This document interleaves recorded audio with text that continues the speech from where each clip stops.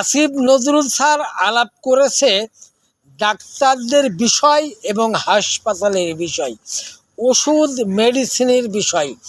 হাসপাতালগুলোতে সরকারিভাবে রুগীদের ঔষধ ফ্রি দেওয়া হয়, অথচ হাসপাতালের ম্যানেজিং কমিটি, হাসপাতালের ডাক্তাররা ঔষধগুলো বাইরে বেছে ফেলে ডাক্তাররা সরকারি কোনো ওষুধ রুগীদের দেয় না।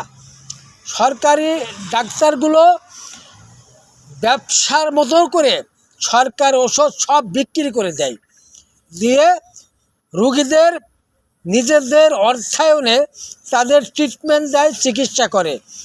এই বিষয় নিয়েই আসিফ নজরুল স্যার আলাপ করেছে। একজন ডাক্তার তার প্রতিক্রিয়া জানিয়েছে, ক্ষুব্ধ হয়েছে। কোন ডাক্তার ক্ষুব্ধ হলো আর কোন ডাক্তার বেজার হলো এটা দেখার সময় নাই। আসিফ নজরুল স্যার চূড়ান্ত সত্য কথা বলেছে। এই সত্য কথা বলায় যদি কোনো ডাক্তার কোনো খুব রাগান্বিত হয়, কষ্ট পায়, সেটা সেই ডাক্তারের ব্যর্থতা।